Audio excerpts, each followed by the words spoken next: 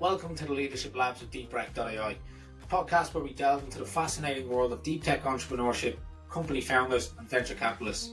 I'm your host, Anthony Kelly, and I'm thrilled to have you join us in this exciting journey. In each episode, we explore the minds behind groundbreaking technologies, the visionaries who dare to push the boundaries of innovation, and the investors who fuel the growth of tomorrow's game changers. Hello everyone, and welcome to this installment of the Leadership Labs. I'm your host, Anthony Kelly, and today's guest is Alexander Blaut. And in this episode, we're going to talk about stakeholder management. We're going to talk about good communication between external management and I guess the values that actually has for not only yourself, but for the stakeholders also. But Alex, great to have you here on the show. Yeah, thank you, Anthony. Really glad to be on your show. Looking forward to it. Yeah, great to finally get this one in. Before we dive into it, Alex, why don't you sort of tell me a little bit about yourself, your background? Good question. I'm asking this myself quite often. No, just kidding. So, yeah, I'm Alex. As you've mentioned already, I am a trained physician who kind of turned away from the hospital and turned to the industry. So I studied medicine in Munich, worked for 1 year in internal medicine in Switzerland, but always have been more the generalist. So like to look at how to improve things, look at the processes. As you can imagine, many are not very efficient and not very digital at the hospital. So I decided to, take the leap, take a step back, and actually went to management consulting. So Boston Consulting, in this specific case where I've worked for 1.5 years. As you can imagine, with someone like me having a medical background can come in quite handy when it's about the healthcare sector, healthcare industry. So I was working for payers and providers. I was working for the public sector during the COVID pandemic. Of course, we had many projects related to this specific issue we had on a global scale. This was totally amazing and very mind-blowing on many levels and I think most people who have worked in management consulting will know that you can, in a very quick and fast-paced environment, learn different industries, different roles and functions, and work with a bunch of really smart, career-focused and ambitious, but very smart people. And this was really helping me a lot in understanding what I want to become in the end, and not going back to the hospital, to the clinic. I then decided to leave literally like 1.5 years in and go a little bit more back to my roots on the one hand, and on the other hand, wanted to be part of the more operative setting. So not only thinking about concepts and the strategy itself, but really being part of the team who's actually executing on it, which is why I then decided to go for the startup world. I really believe that there's much to be done, especially in healthcare. Nice. I guess, look, before we jump into like the internal stakeholder management or any sort of stakeholder management, is it very specific for you, or how would you make this relate to people in tech, right? You're a physician by trade. You're now in an AI radiology company. Are you splitting the difference between technology and industry, and research, or like where does your sort of position lie? Just so that we can get a bit more of an overview before we jump into this. Very, very good and important thinking and question. I think, especially in tech and especially in this fast-paced environment, you have all of these super smart, tech-focused people with tech backgrounds, and everybody's working on super innovative products, right? But especially in the healthcare industry, you will learn quite fast that the end users of specific products, so for example, the radiologists or cardiologists, they have a very specific set of thinking and a very specific set of viewing products which come onto the market, because ultimately they have their patients' well-being in their focus. So it can help quite much if you have this medical package as your backpack. And I mean, I've learned one or two things during med school and during my time at the hospital. And you can really be the enabler and be the bridge between, on the one hand, um, innovation and tech-driven developments happening, and on the other hand, helping to find kind of the product market fit in a sense, but really speaking the language of your customers. And this is not only, of course, relevant in a sales setting. So I think it would help as well when I talk to customers to speak the same language. But even from my position, so speaking to our business partners, to third parties who we need to collaborate with, to actually being able to enrich our product, our platform with other partners' products, it helps massively to be kind of the coordinator in between, to understand the medical needs behind that, and to enable different teams and streams to just work together on the same goal. Right. Yeah, no, I like that. And I mean, we've had a lot of guests in here who are like a computer scientist that are now in like CEO or sales positions or very much like customer facing roles. And they always talk about the benefits of being able to understand what the actual end user needs. I know the medical space, particularly the AI medical space, is super difficult, right? If you try to produce or build a product, there are, like, you have to get so many physicians in to create these reports to meet industry standards, and they could actually hamper your growth, or if you're a small startup, kill your business due to cost. So yeah, it's good to see that bridging role. Yeah, it is, and honestly, it's a very interesting situation market we are currently operating in. I can tell you that, of course, we are looking at some early adopters who are really interested to being at the forefront of AI adoption. But of course, the broad, very large group of everyday users who are just trying to survive the hospital, and they look a little bit skeptical at AI. And there are, of course, very well-known quotes like, will AI replace my job? Of course, it won't. But it's about trust building, and it's about building trust in a completely new technology, or a technology which is now newly adopted into your everyday workflows. But I really want to be an enabler to help my colleagues to make their life a little bit more, more manageable and easier. Nice, nice. Well, yeah. Look, let's jump into it, and let's talk about stakeholder management, and I guess where that's come from you. I want to talk about it because you'd never done it before in a tech business, but then you initially just had to come in, do this role with sort of no prior experience. It doing it in a tech company, that is. How did you look to set out yourself to do this successfully? Like, what was the strategies that you implemented to create this sort of bridging stakeholder management role? Well, I mean, it helped to have this medical background actually, because at the end of the day, you don't only learn facts and diseases and biomarkers by heart, but what you are really trained to do is to deconstruct problems and kind of trying to find solutions in a very structured approach. And usually, I'm not saying that all doctors are very good at it, but usually you're trained as well to, you know, trying to communicate difficult matters in simple words. And I think this is super relevant and super critical when it's about managing different stakeholders. Of course, in my role, I need to manage external stakeholders because we want to onboard partner products within our platform.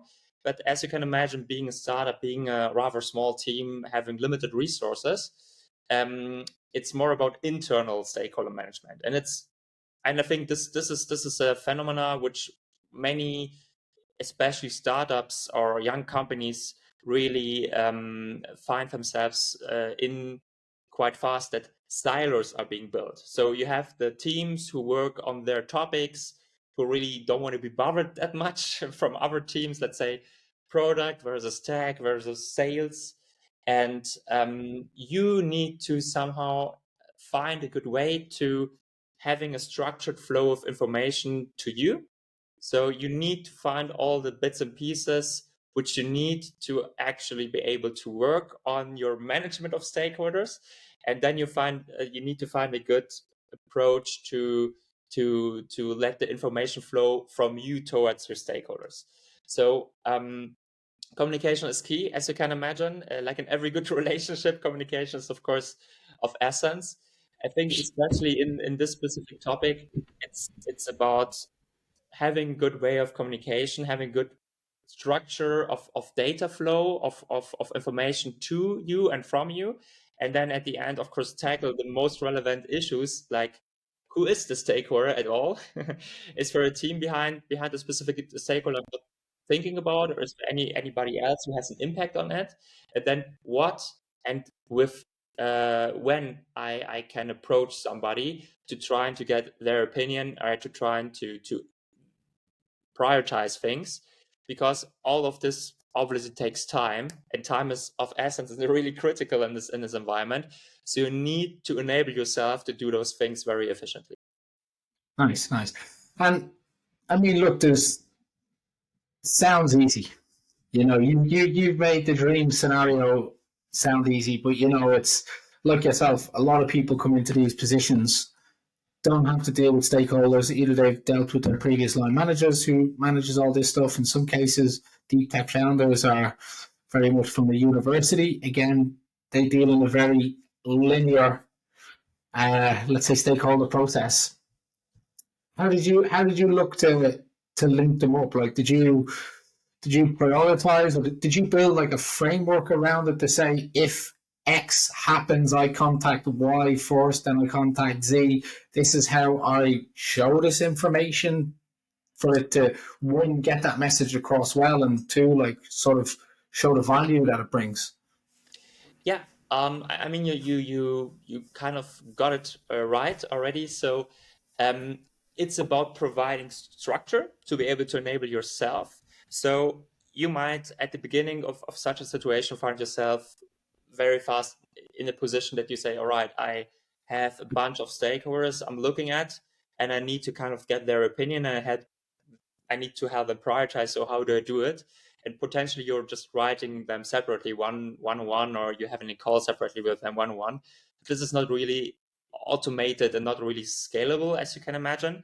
So I think it's about to identify, do I have any ways or any kind of framework I can use? And let's have, for example, a template, or on a Miro board, or a regular meeting, which for which you send out structured email at the beginning, and kind of your key takeaways at the end of it, with action items flagged to people, or with decisions kind of in writing. And this will all help you to structure yourself. And then your task is to enable the others to follow this. So if you have a bunch of internal stakeholders, so potentially the C-level, potentially other important team leads from other streams, you need to get their buy-in. And this is, of course, always only happening when you can make ideas and information digestible. So try to communicate, to make things easy to grasp, to make things easy to follow. So provide a template, provide a structure, provide a regular meeting, provide a Slack channel, or any other business communication tool where you in a top-down way mark the most important topics at hand, and then make it actionable for them, so they can actually help you to do your job. So it sounds like a lot, and I think all of this can't be done from one day to the other. So of course you need to adapt, and you need to kind of learn yourself how to do this, especially since every business environment will be a little bit different. But it's about trying out what templates, what structures work best for you and your colleagues and your environment. And then, as always, since we are talking about startups and entrepreneurs, of course, you can always apply kind of an A/B testing to it and say, let's try A. If it doesn't work out, let's try B, and then see what's better. Nice. What, or have you faced challenges trying to get an initiative in play before? Like, it can't be that easy to tell people in a early startup that this is super important, because everyone is in their own channels and they think what they're doing is the most important thing for the business. And then you come in from the top and say, okay, my responsibility here is to get everyone singing the same message, but sales doesn't agree. Let's say, for example, because that's what we do. And like, have you faced this before? Is that quite common? I would say it's quite common. So in this specific role, and I think everybody of us needs to a certain extent be stakeholder management, because you always have your colleagues or your subordinates, although I don't like this expression, but at least your management to manage yourself.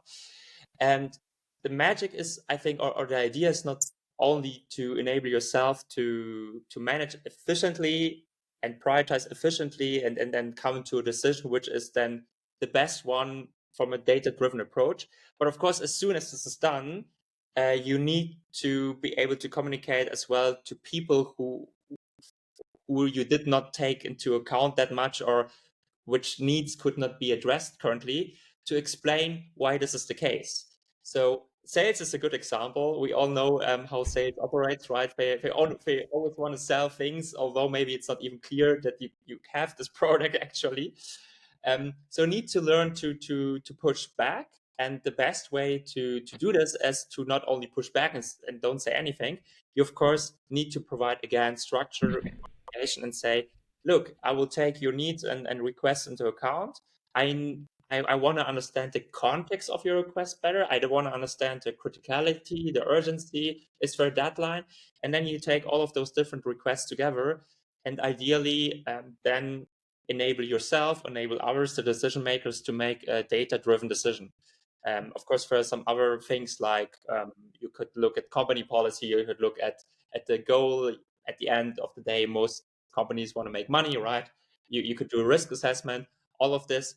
As soon as you have a structured approach, making sure that you get all of the information you need and then communicate them structured so that nobody feels left behind. I think that's actually what needs to be done to mitigate this. But at the end of the day, as you're saying, this will constantly be an issue and be a problem. But if you learn how to push back in a structured and kind of collaborative way, you will be successful. Nice. You mentioned urgency there, and I wanna pick up on that because again, every small company, everything's urgent at the same time. But in some cases, it is actually urgent, even though everyone sees it as. And I'm talking about like if you need to shift priorities due to, I don't know, a change in legislation that's going to impact one of your teams, how do you then pick how you're going to bring that message in? Or if it's semi-conflicting between multiple teams, like where do you sit? Like, do you just sit on the fence, or how do you create the priority? So that's a very common situation, actually. Right. I thought I was going to be asking a really hard one there. Actually, yeah, exactly. So I don't think your job ends in just saying, okay, guys, that's the situation. Please sort it out. You need to be kind of a mediator between different criticalities and urgencies. And I think what helps is, again, I know I'm repeating myself, but what helps is, again, kind of being the one who provides structure. So, for example, one thing which happens quite often is that teams operate in silos, and that one member of one team talks to their supervisor or this to the management, and then the other one talks to the management, instead of talking to each other and kind of trying to identify the pain points at hand, and then kind of trying to understand the context from each other. So in this case, I think specifically you're not the one who will find the solution, or who do the final decision, but you should create a channel for them.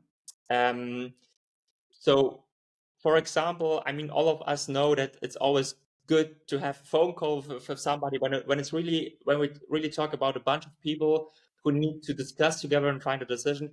Obviously, you should use tools like a Miro board, for example, or have a meeting or a whiteboard if you're in the office. But then, of course, prepare this for them. Say, okay, that's the position on one end, that's the position on the other end. You have already talked to some other people and could provide kind of an overarching guidance to this. But you still need them to find a decision. And what helps quite often is just to act as the advocatus diaboli a little bit and say, for example, this is my suggestion. I would go with this one. Would you be okay with that? And then, you kind of get the conversation rolling. And I think as soon as everybody's able to express their needs and requests, you have, in the end, at least, you won't make everyone happy, but you will be able to maximize kind of the happiness of all people involved and minimize the feeling that they are not heard or that they are not involved. So you can push through a decision and then say, okay, guys, this is what we need to do right now. You all saw the arguments, you all saw the data. We need to do this, but please keep in mind, we will take care of the other stuff as well, maybe in an alternative way, or maybe at a later point of time. So it can become very emotional, and maybe you need to be kind of the mediator in between this, and you can achieve this by, again, providing structure, communicating quite clearly, and enabling everybody to feel involved. I think this is the most important thing. Nice.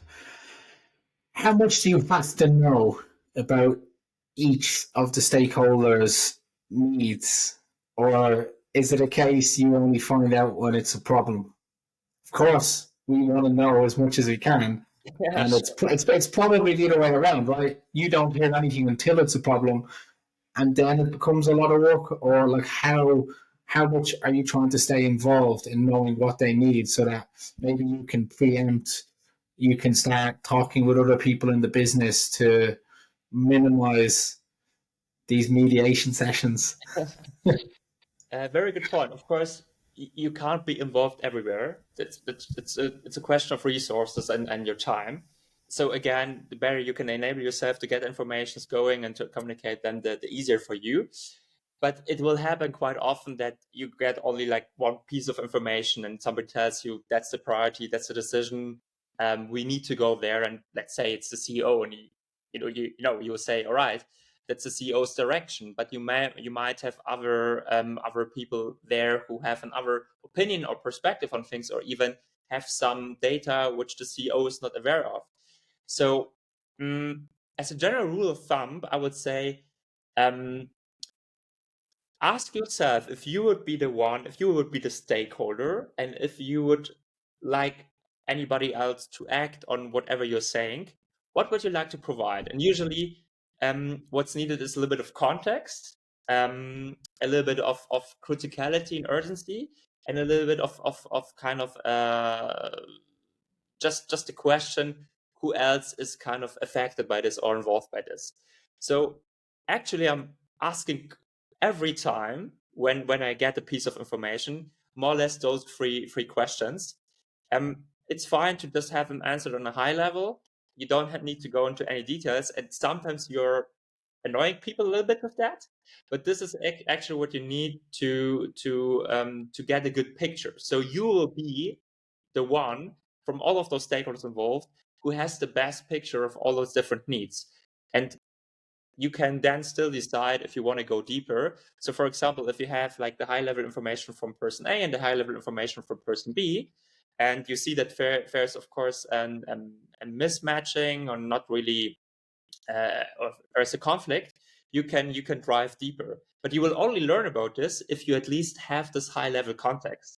So, and I've learned this actually at BCG quite much. So whenever a supervisor or a colleague or whoever is telling you, this is the problem at hand, this we need this is the task, always ask why and until when. This can help massively.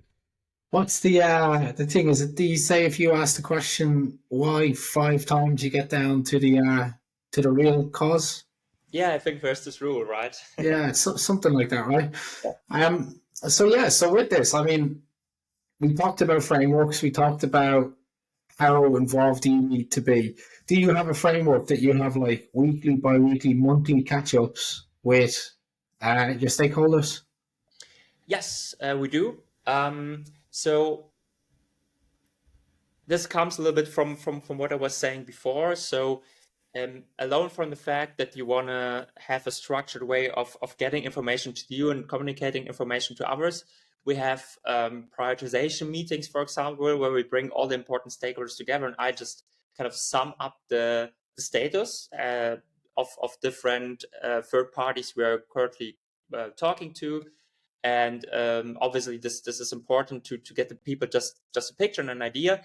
And usually although I am the one kind of bringing the information, I find myself very often in the position of the moderator of this call, because people then start into discussions they would not have otherwise, and discussions which might then in the end have been escalated otherwise, because again, you then find yourself a problem which is super urgent and needs to be solved until the next day.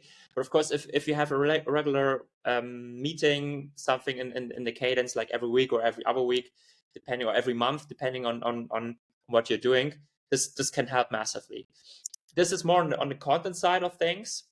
I would say on the processual or the procedural side of things, again, I might be really biased by my work at BCG, but of course, all of those dailies, weekly stand-ups from agile working can help a lot to just identify what you're working on, what other peoples are working on, if there are any kind of overlaps, if there is actually communication needed, and you don't have to over engineer this call. So if I talk about update calls, I'm not talking about getting all 40, 50, 100 people of a company in a room where only two are speaking. Try to have, of course, focus groups a little bit. So I would say like a good number of people in the call is not more than 5 or 6. Otherwise, it really becomes more of a town hall. And again, not only have this call, but have a structure behind it. So, for example, whatever you're using, if you're using Slides, if you're using Google Docs, or even if you're only using email, have an agenda, send it out before, ask people before if they want to add something to their agenda, send the updated agenda to the meeting, take meeting minutes, be the one who really chases people for ownership, for action points, and say, all right, you two guys, you need to decide this so that the rest of us can act on it. So you will meet tomorrow. If you can't meet tomorrow, I will help you schedule something. So you really need to be pushy and provide structure and provide guidance to people. Again, you're not the one deciding, but you need to be kind of like the good guardian of everybody, trying to lead them through this. Yeah, it's good. Do you know, it's good that you sort of touched on structure a bit. Pre-setting agenda. I also want to talk about the framework of follow-up. So you mentioned that there's actions out of it. You're giving people a timeline where they've got certain actions.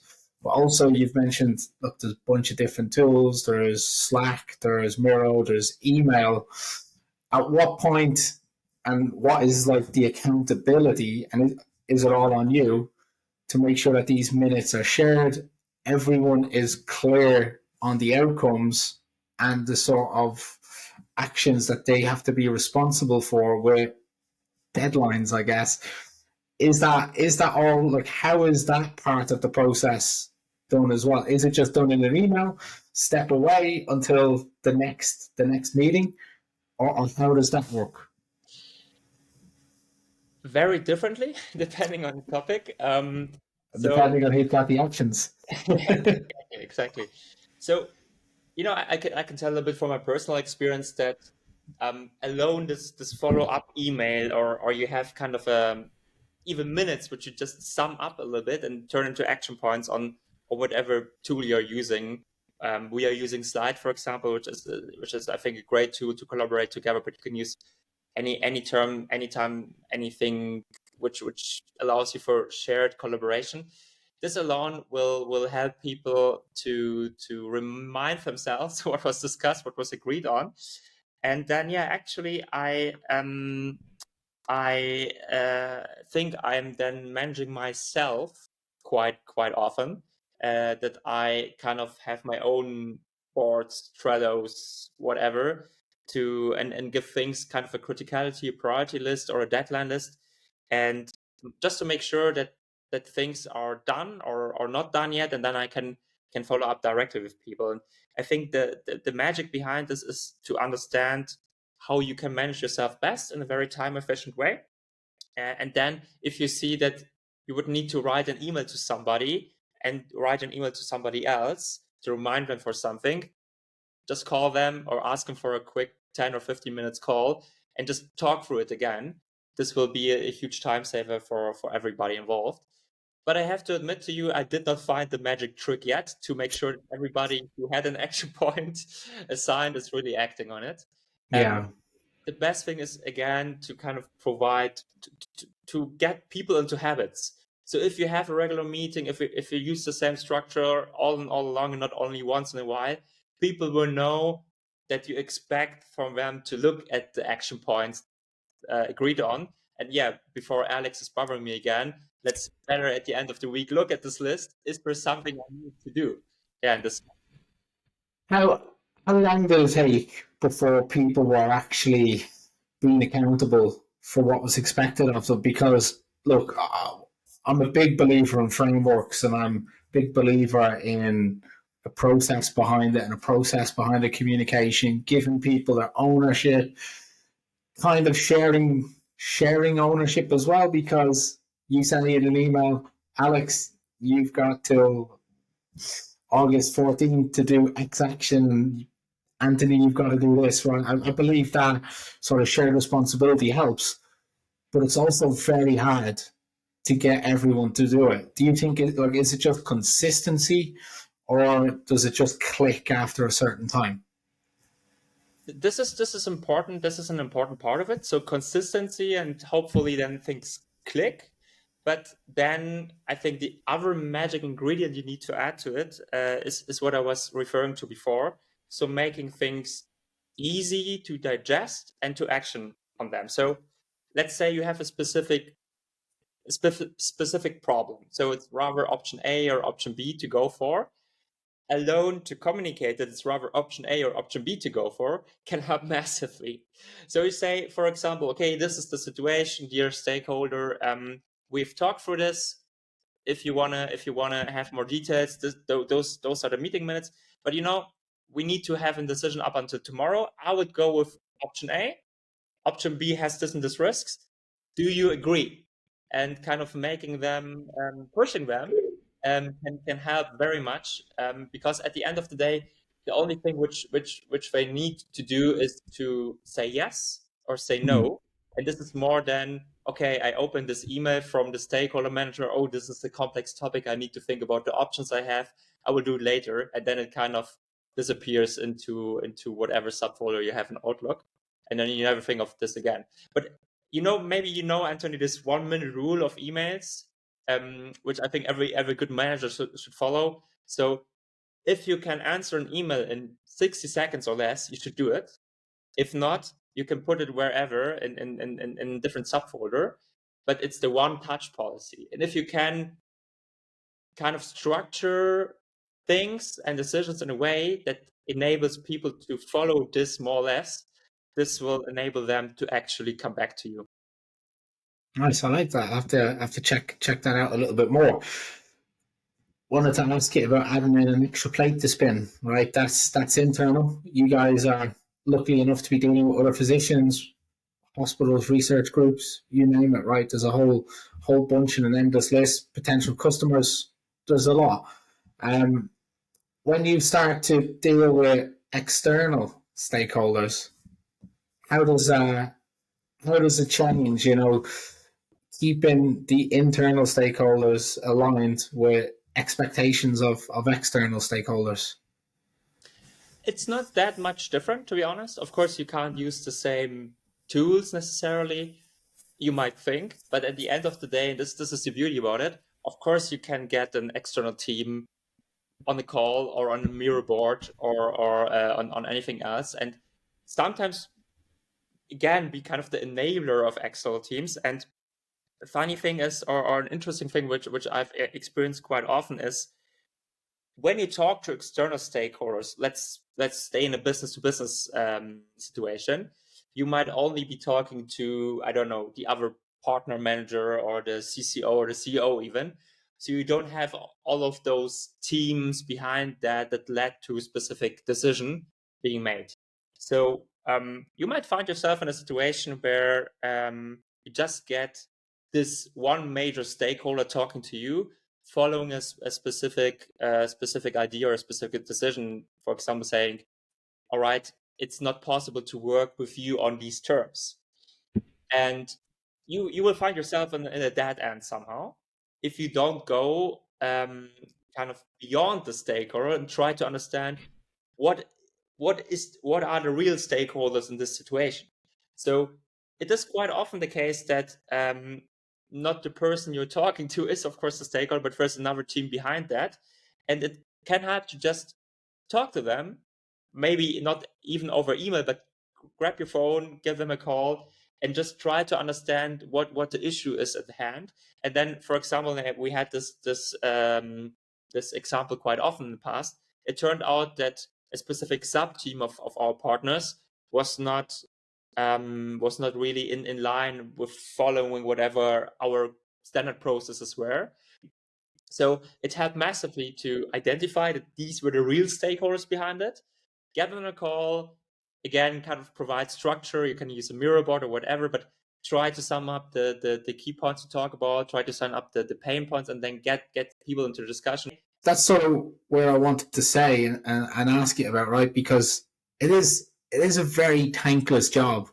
Not many people are going to say, "Hey, Alex, thanks for being so tough and being a real hard ass and getting us all into shape and booking multiple meetings with us and giving us so many emails and follow-ups to read," right? Not until the very end. But I guess, like, where do you see it then that when you can get the buy-in from stakeholders, whether they be internal or external, like, what is the actual value that they see at the end? Well, I would agree with you that especially at the beginning, when you are very pushy and very tipping on somebody else's toes, you might not receive the best feedback. But as it turns out, it was always the case that at the end, people were very thankful for it and really happy about it. So good question. When does the actual buy-in from them come and the understanding that this is helpful? I don't think that there is a single answer to that. I believe that you will be able by staying pushy and slowly starting to generate results to get their buy-in. Of course, you can take a step back and again, I think for these specific kinds of questions, it always helps to not have an email, not have a Slack channel, but just really call somebody and say, "Okay, that's the situation. I wanna explain our position a little bit better. But honestly, this might be the position of our company. I myself see, I think I have more of the role of an enabler than of a bridge builder. So I want to enable our team to work with your team and vice versa." And this had quite often. So we had situations where people were not very happy at the beginning to have someone who was that pushy, but at the end they were super glad that they had the structure they could rely on and that things were moving. So I would say strive for early successes, even if there are small ones, small steps, small agreements, small discussions being held for small pain points being taken care of, and then you can automatically generate kind of the value behind it. Then, of course, in the long term, as you know, and as you might think, everybody will see that although potentially their initial request was, or their initial idea was not followed, but you were actually involved in this decision process because it was communicated quite clearly to you. So you are engaged. This drives innovation, creativity, practicability, efficiency. You can get all of those buzzwords, and in the end, this will be just better for everybody involved and lead to better outcomes in business. Yeah, because ultimately, you're right. Like, buy-in, understanding will drive the creativity and the innovation. People will not, they'll push back because they care, and then that's where a new solution might come in, right? And I think that's a very hard piece to get. If people just don't care and they're not interested and they're just following the line, the task might get done, right? But it's going to lack it maybe that little bit of extra flair that it could get. Yeah, great. I'm going to finish off with some quick fire questions, Alex. Look, what is a piece of content you recommend for other listeners, whether it's a book or a podcast or any other type of content?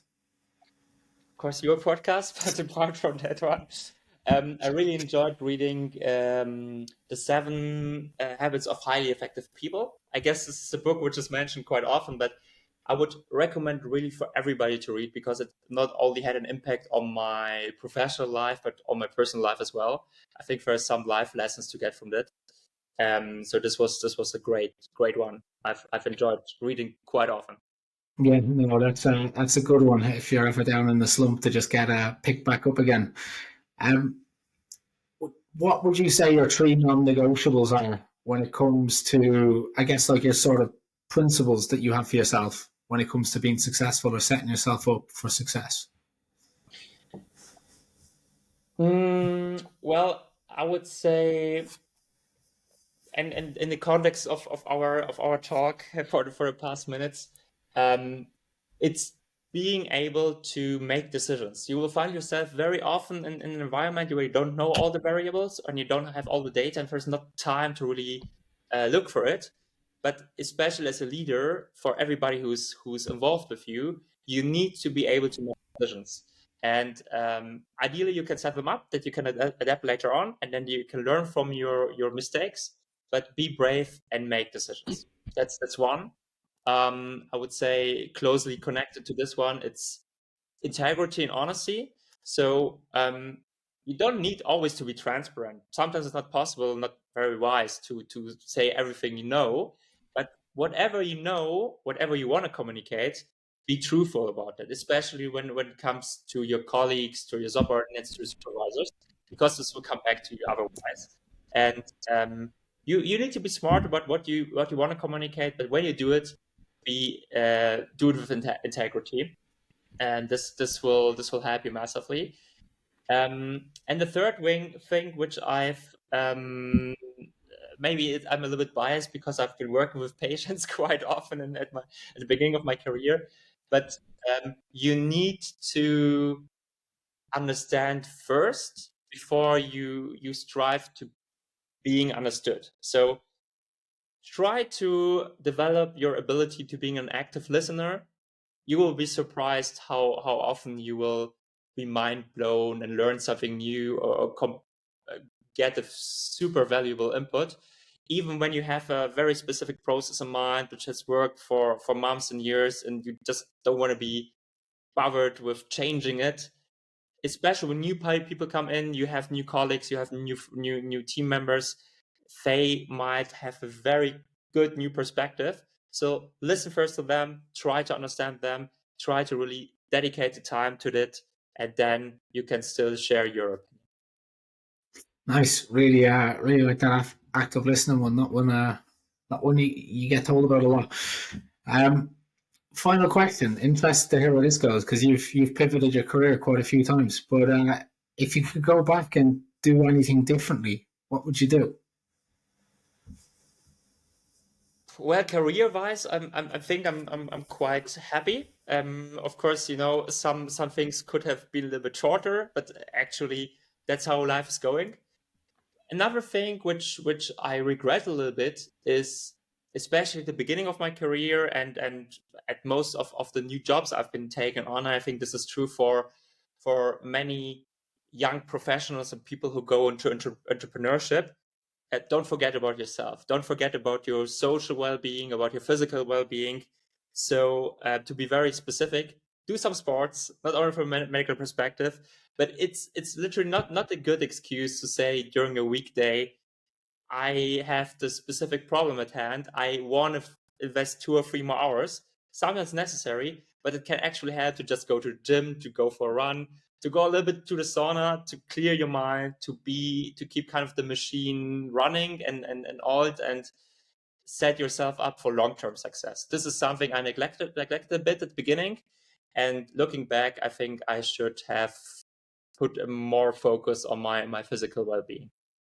Do you know what? Another great one, Alex, something that I've become very passionate about as well. Yeah. I firmly believe that if you treat your body right, it is able to work smarter and harder. Like what might take you 10 hours to do in a day, you could do in 7. Yes, exactly. If your brain's working and if your body's working, you know. Yeah, exactly. So you should always do this, always strike and find the balance. That's super important. No, nice one. That takes us to the end of our episode. Alex, it's been an absolute pleasure having you on the show. Thank you, Anthony. It's been a pleasure to be in the show, and it's been very fun. Thank you for the discussion, and thank you for the great opportunity to be here. That concludes another enlightening episode of the Leadership Labs podcast. If you found today's episode thought-provoking and informative, be sure to subscribe to the Leadership Labs on your preferred podcast platform or on YouTube. Thank you once again for joining us on this journey through the Leadership Labs. Until next time.